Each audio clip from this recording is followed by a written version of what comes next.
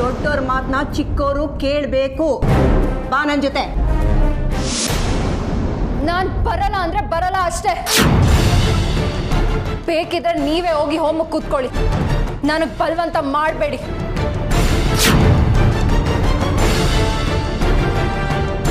ಏ ಹುಡುಗಿ, ಏನು ನೀನು ಅನಾಥೆ ಅಂತ ನಿನ್ನ ನಾವು ನಮ್ಮನೆಗೆ ಕರ್ಕೊಂಡು ಬಂದ್ವಿ. ನಮ್ಮ ಹುಡುಗನಿಗೆ ಮದುವೆ ಮಾಡ್ಕೋಬೇಕು ಅಂತ ಅಂದ್ಕೊಂಡ್ವಿ. ಆದ್ರೆ ನೀನು ಮದುವೆಗೆ ಮುಂಚೆನೆ ಇಷ್ಟೊಂದು ದಿಮಾಗ್ ತೋರಿಸ್ತಾ ಇದೆಯಾ? ಅದು ನನ್ನ ಮುಂದೆ. ಹೋಗೆ ಹೋಗೆ ಇಲ್ಲಿಂದ. ನಿನ್ನ ಸಂಬಂಧನೂ ಬೇಡ, ಏನೂ ಬೇಡ. ಹೋಗಿಲ್ಲಿಂದ.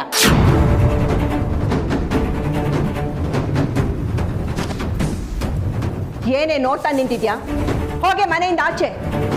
ನಿನ್ನ ಮೀರ್ಸೋ ಅಂತ ಹುಡುಗಿನ ತಂದು ನನ್ನ ಮೊಮ್ಮಗನಿಗೆ ಮದುವೆ ಮಾಡ್ತೀನಿ.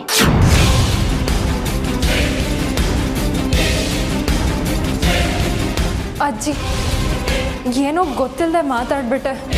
ದಯವಿಟ್ಟು ಕ್ಷಮಿಸಿ ಅಜ್ಜಿ.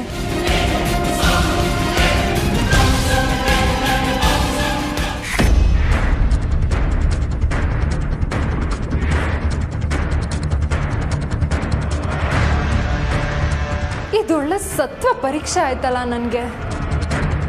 ಈಗ ಏನೇ ಮಾಡೋಕ್ಕೋದ್ರೂ ಸಿಕ್ಕಾಕೊಳ್ಳೋದು ನಾನೇ. ನಾನು ಈ ಮನೇಲಿ ಇರೋದು ಮುಖ್ಯ. ನನ್ನ ಉದ್ದೇಶ ಈಡೇರೋದು ಮುಖ್ಯ.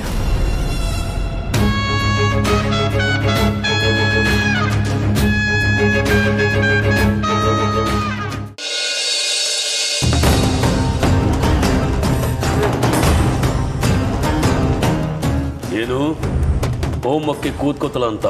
ಹ್ಞೂ ಬಾಬಾ, ಹೋಮಕ್ಕೆ ಕೂತ್ಕೋತಾಳೆ ಅಲ್ವಾ ಮಣಿ? ಮತ್ತಾಗ್ಲೇ ನಾನು ಹೇಳಿದಾಗ ಏನಾಯ್ತಂತೆ ತೊಂದರೆ?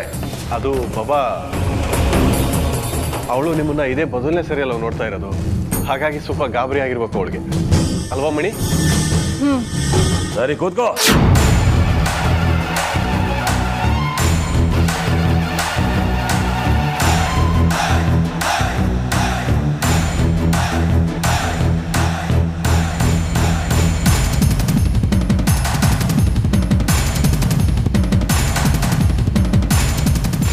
ಕೊನೆಗೂ ನನ್ನ ಮಾತು ಕೇಳಲೇಬೇಕಾಯ್ತಲ್ಲ ಊರ್ಮಿಳಾ. ಈಗ ನಾನು ಹೇಳೋದನ್ನ ಕೇಳದೆ ಬೇರೆ ದಾರಿ ಇಲ್ಲ ನಿನಗೆ. ಹೌದು ಭೈರವ, ಹಾಗಂತ ತುಂಬಾ ಬೀಗ್ಬೇಡ. ಮುಂದೆ ನಿನಗೂ ಹೀಗೆ ಅಸಹಾಯಕ ಸ್ಥಿತಿ ಬರಬಹುದು. ಆಗ ನಾನು ಇದನ್ನ ಮರೆಯಲ್ಲ.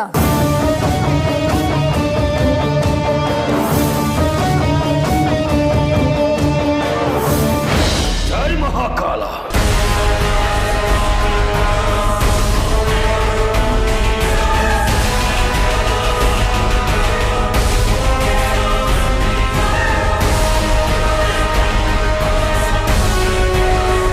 ಏ ಅರ್ಜುನ್, ನೀನೊಬ್ಬನಿಗೋಸ್ಕರ ಇದೆಲ್ಲ ನಾನು ಸಹಿಸ್ಕೊಳ್ತಾ ಇದ್ದೀನಿ. ನಿನ್ನ ನಾನು ನನ್ನ ಲೋಕಕ್ಕೆ ಕರ್ಕೊಂಡು ಹೋಗೋದಕ್ಕೋಸ್ಕರ ಎಲ್ಲಾನು ತಾಳ್ಮೆಯಿಂದ ಸಹಿಸ್ಕೊಳ್ಬೇಕಾಗಿದೆ. ಇನ್ನು ಸ್ವಲ್ಪ ಹೊತ್ತಲ್ಲಿ ನೀನು ಸಾಮಾನ್ಯ ಸ್ತ್ರೀ. ನಿನ್ನಲ್ಲಿರೋ ವಿಶೇಷ ಶಕ್ತಿಯನ್ನೆಲ್ಲ ನಾನು ಹೇಳ್ಕೊಂಡು ಬಿಡ್ತೀನಿ.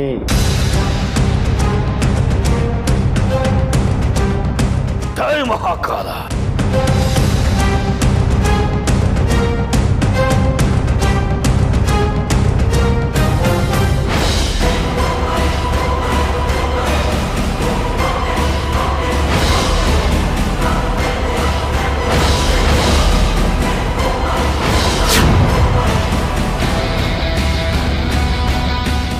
ಭೈರವ ನನಗೇನೋ ತೊಂದರೆ ಮಾಡ್ತಾ ಇದ್ದಾನೆ. ನನ್ನ ಶಕ್ತಿ ಎಲ್ಲ ಇವನು ಎಳಿತಾ ಇದ್ದಾನೆ. ನನಗೆ ತುಂಬ ಬಲಹೀನತೆ ಅನ್ನಿಸ್ತಾ ಇದೆ.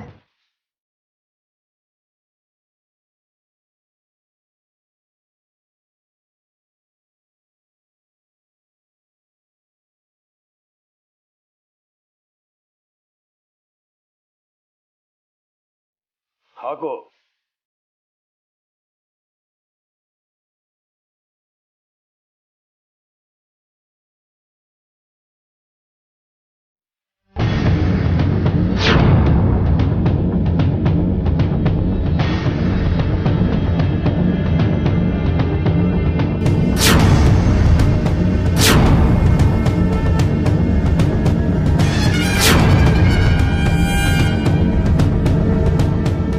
ನಾನಿದ್ದು ಇಂಥ ಅನಾಹುತ ಆಗೋಕೆ ಬಿಟ್ರೆ ನನ್ನ ಅಸ್ತಿತ್ವಕ್ಕೆ ಬೆಲೆ ಇರೋದಿಲ್ಲ. ಆ ಭೈರವನ ದುರಾಸೆ ಆಗಲಿ, ಆ ಊರ್ಮಿಳನ ದುರದೇಶವಾಗಲಿ ಈಡೋರಕ್ಕೆ ನಾನು ಬಿಡಬಾರ್ದು.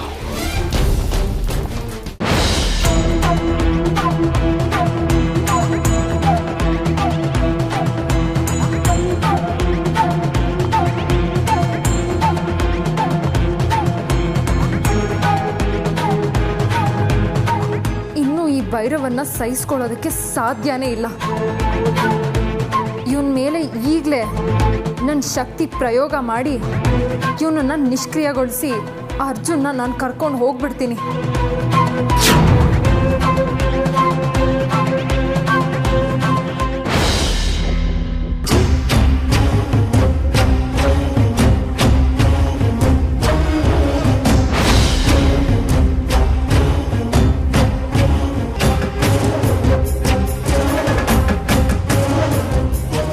ಭೈರವ ನನ್ನ ಶಕ್ತಿನ ಪೂರ್ತಿ ಹೇಳ್ಕೊಂಡು ನನ್ನನ್ನು ನಿಷ್ಕ್ರಿಯಳನ್ನಾಗಿ ಮಾಡ್ತಾ ಇದ್ದಾನೆ.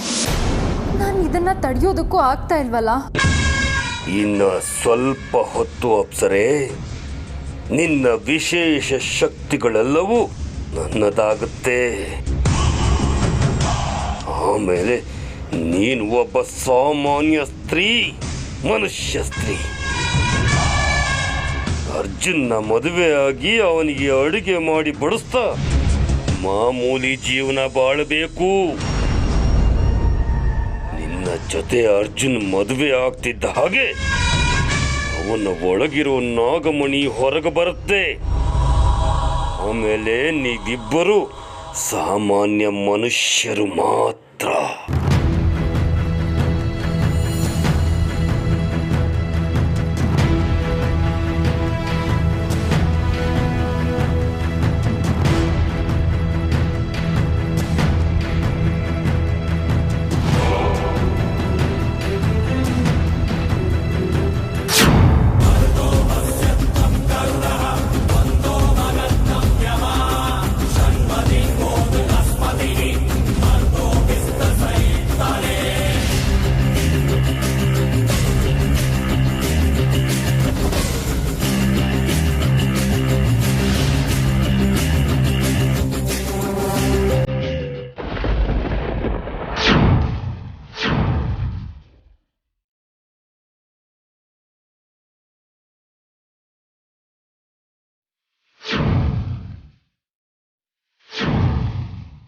ಶಾಸ್ತ್ರಿಗಳೇ ಬನ್ನಿ, ಶಾಸ್ತ್ರಿಗಳೇ ಬನ್ನಿ.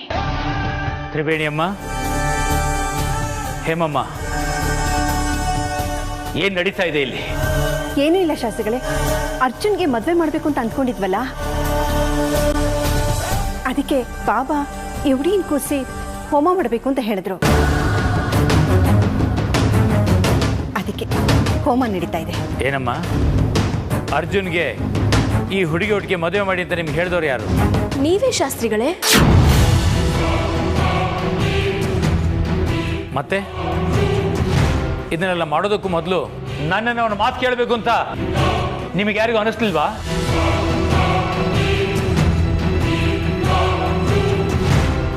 ಶಾಸ್ತ್ರಿ, ಇದನ್ನೆಲ್ಲ ಕೇಳೋದಕ್ಕೆ ನಿನಗೇನು ಅಧಿಕಾರ ಇದೆ?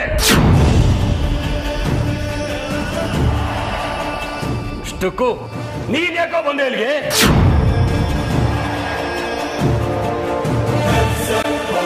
ನಾನು ಈ ಮನೆಗೆ ಕುಲಗುರು ಇದ್ದ ಹಾಗೆ. ನಾನು ಹೋಮ ಮಾಡ್ಬೇಕು ಅಂದ್ರೆ ಮುಗೀತು. ಇನ್ನೇನು ಕೇಳೋದು? ಬಂದು ಬಿಟ್ಟ ಮಧ್ಯದಲ್ಲಿ. ದಿಕ್ಕೆಟ್ಟು ದಾರಿ ತಪ್ಪು ಬಂದಿದ್ರೆ ಹೇಳು, ನಿನ್ನ ಆಶ್ರಮದ ದಾರಿನ ನಾನೇ ತೋರಿಸ್ತೀನಿ. ನನ್ನ ಕೆಲಸದಲ್ಲಿ ವಿಘ್ನ ಆಗ್ಬೇಡ. ತೊಲಗು ಶಾಸ್ತ್ರಿ. ಭೈರವ, ಮಾತಲ್ಲಿ ಸಭ್ಯತೆ ಇರಲಿ. ನನ್ನಂತವನ ಜೊತೆ ಈ ರೀತಿ ಮಾತಾಡೋದು ನಿನಗೆ ಶೋಭೆ ತರೋದಿಲ್ಲ. ನಿನ್ನ ಪ್ರವಚನ ನನಗೆ ಬೇಕಾಗಿಲ್ಲ. ನಿನ್ನ ಜಾಗದಲ್ಲಿ ನೀನು ದೊಡ್ಡವನಿರ್ಬೋದು, ಆದ್ರೆ ಅದೆಲ್ಲ ಈ ಭೈರವನ ಲೆಕ್ಕಕ್ಕೆ ಬರೋದಿಲ್ಲ. ನನ್ನ ಕಾರ್ಯದಲ್ಲಿ ನೀನು ಬಂದು ವಿನಾಕಾರಣ ತಲೆ ತಗ್ಗಿಸ್ತಾ ಇದೀಯಾ. ಈ ಲೋಕದಲ್ಲಿ ಯಾವುದು ವಿನಾಕಾರಣ ಅಲ್ಲ ಭೈರವ. ಸರಿಯಾದ ಕಾರಣ ಇದ್ದೇ ನಾನಿಲ್ಲಿ ಬಂದಿರೋದು. ಶಾಸ್ತ್ರಿ, ಕಂತೆ ಪುರಾಣ ಎಲ್ಲ ನನಗೆ ಬೇಕಾಗಿಲ್ಲ. ಕಂಡವ್ರ ಮನೆಗೆ ಕರೀದೆ ಬರ್ಚಲ್ಲ. ನಿನಗಿದ್ಯಾ ಸಭ್ಯತೆ? ರುದ್ರ, ಹಾಗೆಲ್ಲ ಮಾತಾಡ್ಬೇಡ, ಅವರು ಗುರುಗಳು. ಏಯ್ ಮುಖ್ಯ, ಸುಮ್ಮನೆ ಇದ್ರೆ ಸರಿ, ಮಧ್ಯೆ ಮಾತಾಡೋದಕ್ಕೆ ಬಂದ್ರೆ ನಿನಗೊಂದು ಗತಿ ಕಾಣಿಸ್ಬೇಕಾಗತ್ತೆ.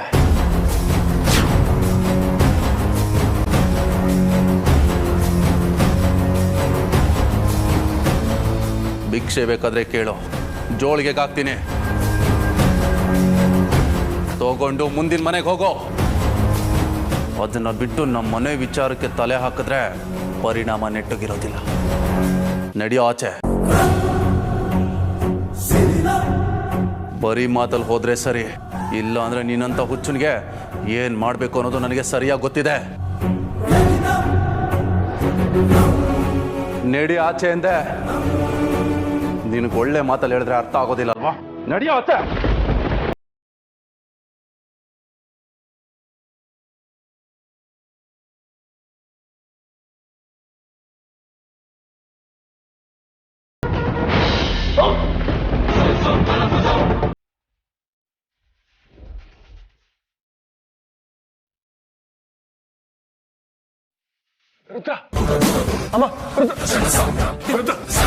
ಏನಾಯ್ತು?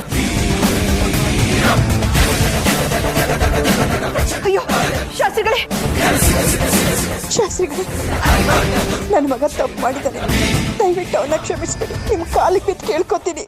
ಅಮ್ಮ, ನೀವು ಹೋಗಿ.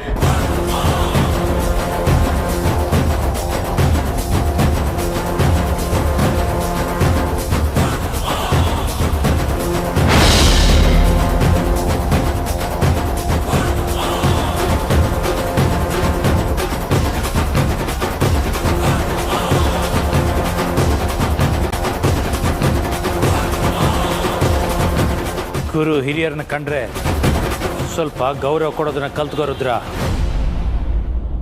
ನೀನು ಕಲೀಲಿಲ್ಲ ಅಂದರೆ ನಾವು ಕಲಿಸ್ಬೇಕಾಗತ್ತೆ. ಕೆಟ್ಟ ವ್ಯಕ್ತಿಗಳ, ದುಷ್ಟಶಕ್ತಿಗಳ ಸಹವಾಸ ಮಾಡಿದ್ರೆ ಸಾತ್ವಿಕ ದೈವಿಕ ಶಕ್ತಿಗಳ ಬಗ್ಗೆ ಇರುವ ಗೌರವ ನಾಶವಾಗಿ ಹೋಗಿರುತ್ತೆ. ಅದಕ್ಕೆ ಆವಾಗ ಈ ರೀತಿ ಎಚ್ಚರಿಸಬೇಕಾಗತ್ತೆ. ರುದ್ರ, ಶಾಸ್ತ್ರಿಗಳನ್ನ ತಪ್ಪಾಯ್ತು ಅಂತ ಕೇಳೋ ಕೇಳೋ. ಶಾಸ್ತ್ರಿಗಳೇ, ಕ್ಷಮಿಸ್ಬಿಡಿ. ಭೈರವ, ನೀನು ಹೇಗೆ ಈ ಮನೆಗೆ ಕುಲಗುರುವೋ, ನಾನು ಹಾಗೆ ಈ ಮನೆಗೆ ಗುರು. ನಮ್ಮಿಬ್ಬರ ದಾರಿ ಬೇರೆ ಬೇರೆ ಇರ್ಬೋದು, ನಾನು ಯಾವಾಗಲೂ ಈ ಮನೆಗೆ ಒಳಿತನ್ನೇ ಬಯಸ್ತೀನಿ. ನನ್ನ ಉದ್ದೇಶ ಸ್ಪಷ್ಟವಾಗಿರುತ್ತೆ. ಅಂತರಂಗ ಬಹಿರಂಗದಲ್ಲಿ ಒಂದೇ ಉದ್ದೇಶ ಇರುತ್ತೆ, ಎರಡಲ್ಲ.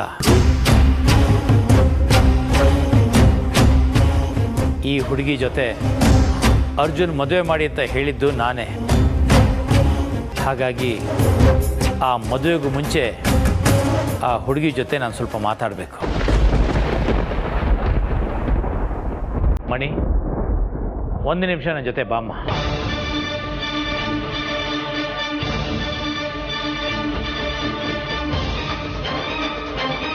ಮಣಿ, ಯೋಚನೆ ಮಾಡಬೇಡ, ಹೋಗಮ್ಮ. ಇವರು ನಮ್ಮ ಗುರುಗಳು, ಅವ್ರೇನು ಹೇಳಿದ್ರು ನಮ್ಮ ಒಳ್ಳೇದಕ್ಕೆ.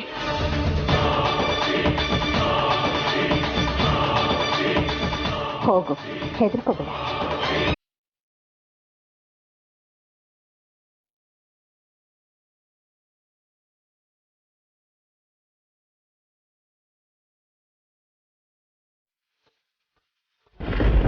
ಏನು ಉದ್ದೇಶ ನಿಂದು? ಏನು?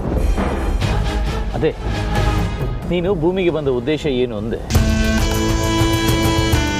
ಸರ್ವಶಕ್ತರಲ್ವಾ ನೀವು? ಇಲ್ಲೇ ಕೂತು ತ್ರಿಲೋಕದಲ್ಲಿ ಏನು ನಡೀತಿದೆ ಅಂತ ತಿಳ್ಕೊಳ್ಳೋ ಶಕ್ತಿ ಇರೋರು. ತಿಳ್ಕೊಳ್ಳಿ. ಯಾವುದನ್ನು ಹೇಗೆ ತಿಳ್ಕೋಬೇಕು ಅಂತ ನಿನ್ನಿಂದ ಕಲಿಯೋ ಅವಶ್ಯಕತೆ ಇಲ್ಲ. ನೋಡು, ನೀನು ನನ್ನನ್ನು ಶತ್ರು ಅಂತ ತಿಳ್ಕೊಂಡಿದೀಯ. ನಾನಿಲ್ಲಿಗೆ ನಿನ್ನ ಹಿತಶತ್ರುವಾಗಿ ಬಂದಿಲ್ಲ, ಹಿತೈಷಿಯಾಗಿ ಬಂದಿದ್ದೀನಿ. ನೀವು ಹೇಳಿದ ತಕ್ಷಣ ನಾನು ನಿಮ್ಮ ಮಾತನ್ನ ನಂಬೋದಿಲ್ಲ. ನಮ್ಮದೇ ಕೆಟ್ಟವರಿದ್ದಾರೆ, ಆದರೆ ನಂಬಿ ಕೆಟ್ಟವರಿಲ್ಲ. ಮನುಷ್ಯ ಲೋಕದಲ್ಲಿ ಸಂತೋಷಿಗಳಿಗಿಂತ ಸ್ವಾರ್ಥಿಗಳೇ ಜಾಸ್ತಿ ಅನ್ನೋ ಸತ್ಯ. ಜಾಸ್ತಿ ಇದ್ದಾರೆ ಅನ್ನೋದು ಗೊತ್ತು, ಆದರೆ ಎಲ್ಲರೂ ಸ್ವಾರ್ಥಿಗಳಲ್ಲ ಅನ್ನೋದು ಅಷ್ಟೇ ಸತ್ಯ ತಾನೇ. ನೀವು ಏನೇ ಹೇಳಿದ್ರು ನಾನು ನಿಮ್ಮನ್ನು ನಂಬೋದಿಲ್ಲ. ನಾನು ನಿನ್ನ ಹಿತೈಷಿಯಿಂದ ನಂಬೋದಕ್ಕೆ ಒಂದು ಮಾತು ಹೇಳ್ತೀನಿ ಕೇಳು. ಏನು? ಕುರಿ ತನ್ನನ್ನು ಸಾಕಿ ಸಲವನ್ನು ನಂಬಬೇಕೇ ಹೊರತು ಕಟಕನಲ್ಲ. ನೀನು ನಿನ್ನ ವೈರಿ ಭೈರವನ್ನು ನಂಬ್ತಾ ಇದೆಯಾ? ಸುಳ್ಳು ಹೇಳಬೇಡಿ ಶಾಸ್ತ್ರಿಗಳೇ. ಸುಳ್ಳನ್ನೇ ಸತ್ಯ ಅಂತ ನಂಬಿದ್ಯಾ ನೀನು? ನಿನ್ನಲ್ಲಿರೋ ಅಷ್ಟು ಶಕ್ತಿಯನ್ನು ಆಪೋಷಣ ತಗೊಂಡು ನಿನ್ನನ್ನು ಸಾದಾಸಿದ ಹೆಣ್ಣನ್ನಾಗಿ ಮಾಡಕ್ಕೆ ಹೊರಟಿದ್ದಾನೆ ಆ ಭೈರವ.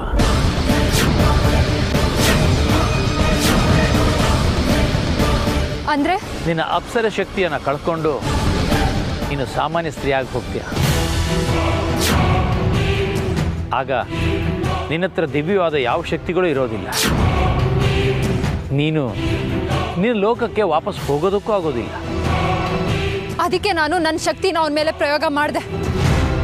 ಆದರೆ ಅವನ ಮೇಲೆ ಯಾವ ಪ್ರಭಾವನೂ ಬೀರಲೇ ಇಲ್ಲ. ಅವನಿಗೆಲ್ಲೋ ಗ್ರಾಚಾರ ಕೆಟ್ಟಿದೆ. ಅವನಿಗೊಂದು ಗತಿ ಕಾಣಿಸ್ತೀನಿ. ಉರ್ಮಿಳಾ, ನಿನ್ನಿಂದ ಭೈರವನಿಗೆ ಏನೂ ಮಾಡೋದಕ್ಕಾಗೋದಿಲ್ಲ. ಈಗ ನಿನ್ನನ್ನು ಭೈರವನಿಂದ ಕಾಪಾಡೋದಕ್ಕೆ ನನ್ನಿಂದ ಮಾತ್ರ ಸಾಧ್ಯ. ಶಾಸ್ತ್ರಿಗಳೇ, ನಾನು ನಿಮಗೆ ತುಂಬ ಅವಮಾನ ಮಾಡಿದ್ದೀನಿ, ತುಂಬ ನೋವನ್ನು ಕೊಟ್ಟಿದ್ದೀನಿ. ಅದನ್ನೆಲ್ಲ ಮರೆತು ನನ್ನನ್ನು ಕ್ಷಮಿಸಿ. ದಯವಿಟ್ಟು ನನ್ನನ್ನು ಆ ಭೈರವನಿಂದ ಕಾಪಾಡಿ. ನಾನು ನಿನ್ನ ಕಾಪಾಡ್ತೀನಿ, ಆದರೆ ನೀನು ನನಗೊಂದು ಮಾತು ಕೊಡಬೇಕು. ನೀನು ನನಗೆ ಮಾತು ಕೊಟ್ಟರೆ ಮಾತ್ರ ನಾನು ನಿನ್ನನ್ನು ಅವನಿಂದ ಉಳಿಸ್ತೀನಿ.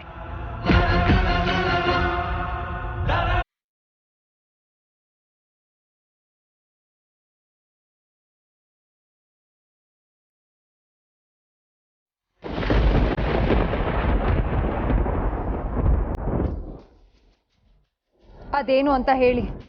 ಸಮಯ ಬಂದಾಗ ನಾನೇ ಕೇಳ್ತೀನಿ. ಈಗ ಸದ್ಯಕ್ಕೆ ಈ ಮದುವೆ ನನಗಿಷ್ಟ ಇಲ್ಲ ಅಂತ ನೀನು ಹೇಳಬೇಕು. ಮಿಕ್ಕಿದ್ದನ್ನೆಲ್ಲ ನಾನು ನೋಡ್ಕೋತೀನಿ.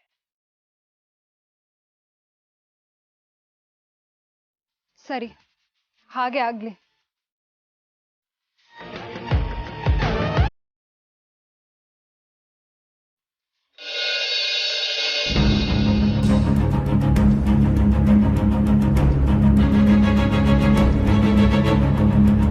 ತ್ರಿವೇಣಿ ಅಮ್ಮ, ಇವತ್ತು ಈಗ ಅರ್ಜುನನ ಮದುವೆ ಬೇಡ ಅನ್ನೋದೇ ನಮ್ಮ ಅಭಿಪ್ರಾಯ.